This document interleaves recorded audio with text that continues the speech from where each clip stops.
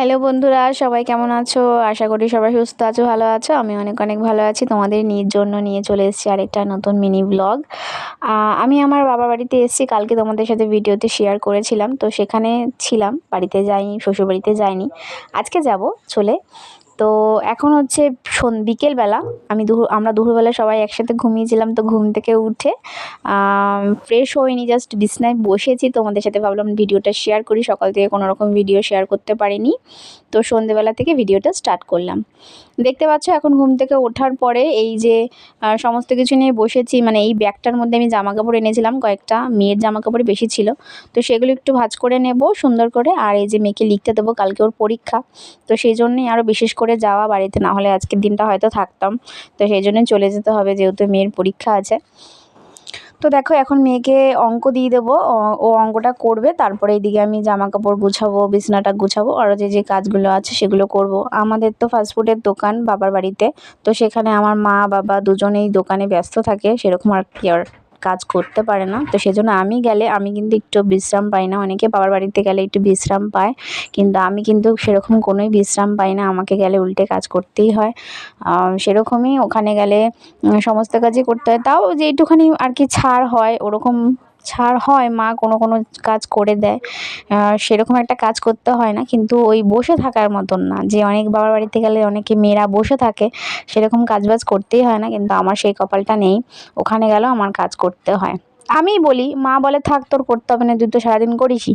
আমি বললাম না থাক, দাও, আমি তো এসেছি, তুমি একটু বিশ্রাম করো। মানে দোকানের ওদিকটা মা সামলায়, আমি ঘরের এই দিকটা কাজকর্মগুলো আমি করি। আর বোন যেহেতু এখন অসুস্থ, বোন পারবে না, সেজন্য আমি বেশিরভাগটা করি। তো দেখো এদিকে বলতে বলতে আমি এই জামা কাপড়গুলো, ব্যাগের জামা কাপড় যেগুলো আছে মেয়ের, বিশেষ করে মেয়েরই বেশিরভাগ, একদিনের জন্য আসলে ওর জামা কাপড় নিয়ে যেতে হয়, তো ওইগুলোই জামা কাপড়গুলো নিয়ে গেছিলাম, সেগুলো ভাঁজ করে ঢুকিয়ে নিলাম। এদিকে চাদরগুলো গায়ে দিতে হয়েছিল দুপুরবেলা, সবাই মিলে চাদরগুলো গায়ে দিয়েছিলাম, এই জন্য চাদর অনেকগুলো ছিল, সেগুলোকে ভাঁজ করতে অনেকক্ষণ টাইম লেগে গেছে। তো দেখো চাদরগুলো ভাঁজ করে তারপরে আর বাদবাকি যে কাজগুলো আছে, মানে ঘর ঝাড় দেবো, একটু টুকটাক জামা কাপড়গুলো, এমনি মাদের যে জামা কাপড়গুলো আছে সেগুলো ভাঁজ করব, এই কাজগুলোই করব। তারপরে সন্ধ্যেবেলার একটু টিফিন করব। তো ভাবছিলাম আমাদের তো ফাস্টফুডের দোকান, তোমাদের বললাম তো, মা আমাদের দোকানের চাউমিন, রোল, মোগলাই আমার কোনো কিছু ভালো লাগে না, একঘেয়েমি খেতে লাগে। তো সেই জন্য আমরা একটু ঘরে বানিয়ে খাই অন্যরকম কিছু। তো বোনকে বললাম যে একটু চাউমিন কর, বানিয়ে দে, তো আমি সব কিছু রেডি করে দিচ্ছি, তুই বানা। তো বললো ঠিক আছে। তার মধ্যেই তারপরে এদিকে মেয়েকে পড়তে বসালাম, তারপরে এই বিছানাটা গুছিয়ে তারপর মেয়েকে ভাবলাম মেয়েকে কি খাওয়াবো। তো তারপরে আবার আমার বোনের বর একটু মানে এই চপ এনেছিল, তো অনেক রকমের চপই এনেছিল, তো সেইগুলো একটু সবাই মিলে খাওয়া দাওয়া করে নিলাম। দেখো আমার এদিকে বলতে বলতে বিছানাটাও তোলা হয়ে গেছে। এদিকে বিছানাটা সুন্দর করে তুলে এই ব্যাগটা ভালো করে রেডি করে রাখলাম, কেননা রাত্রেবেলায় চলে যাব। তো সেই জন্য দেখো এদিকে আমার কমপ্লিট হয়ে গেছে বিছানার তলা। এবার নিচে চলে এসেছি, নিচের ঘরটা একটু কোনো রকম ঝাড় দিয়ে নেবো।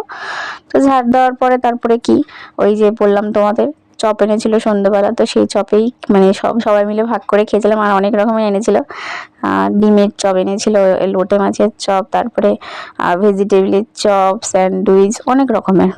তো সেগুলো সবাই মিলে আর কি খাওয়া দাওয়া করলাম। করার পরে ওই যে তারপরে বোনকে বলেছিলাম যে চাউমিন করার কথা, তো আমি ভাবলাম যে বলবো যে আর করতে হবে না, বলেছিলাম যে করতে হবে না, তো ও বললো না তুই বললি যখন খাবি তখন তুই কেটে দিয়ে আমি রেডি করে বানিয়ে দিচ্ছি।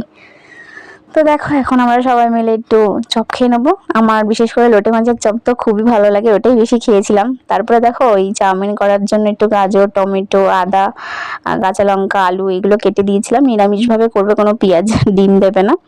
তো দেখো চাউমিনটাও সেদ্ধ হয়ে গেছে বলতে বলতে, এদিকে বোন এই যে চাউমিন করছে, আমি সমস্ত কিছু রেডি করে দিয়েছি কেটে কুটে, তো ও রান্না করছে চাউমিন।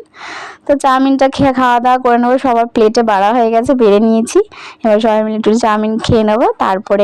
তারপরে কি, আর কিছুই না। রাত্রেবেলায় যে ভাত, আলু সিদ্ধ ভাত খেয়েছিলাম, মা মাংস করেছিল দুপুরবেলা, সেটা বলেছিল খেয়ে যা। আমি আর বললাম না থাক, এত কিছু খেয়েছি ভালো লাগছিল না খেতে, খাবোই না বলেছিলাম। তারপর মা বললো না একটু সেদ্ধ ভাত করি, ঘি দিয়ে খেয়ে যা। তো ওটাই মেয়ে আর আমি দুজনে মিলে খাওয়া দাওয়া করে বাড়ি চলে যাবো। এখন বাজে ঘড়িতে প্রায় 11:30, বাড়ি চলে এসেছি অনেকক্ষণ আগে। এসে একটু জামা কাপড় ছিল সেগুলো ভাঁজ টাজ করলাম। তো এখন ফ্রেশ হয়ে বসে পড়েছি, এখন শোবো একটু পরে। আর এই দেখো আন্না জল খাচ্ছে। কি হলো? কালকে সকালে আবার পরীক্ষা আছে, অঙ্ক পরীক্ষা। কেমন হবে অঙ্ক পরীক্ষাটা? সব অঙ্ক একটু একটু ভুলের জন্য নাম্বার কাটা যায়, ঠিকঠাক হয় না। জানি না কালকে কি করবে। টাটা গুড নাইট বলে দে। টাটা গুড নাইট বলে দাও টাটা ভালো করে। Tata tata bye bye bye bye bye. আমার রিভিউ ব্লগ কি বলিস? তোমাদের নিউ ব্লগটা ভালো লাগলে শুনে নাও। নিভিউ ব্লগ মানে কি? এটা হচ্ছে মিনি ব্লগ। মিনি ব্লগটাকে বলে নিভিউ ব্লগ। তো আজকের মতন এখানে তেমন নুপুরের মতো হয় না, ওটাই নিবি ব্লগ। পাগল।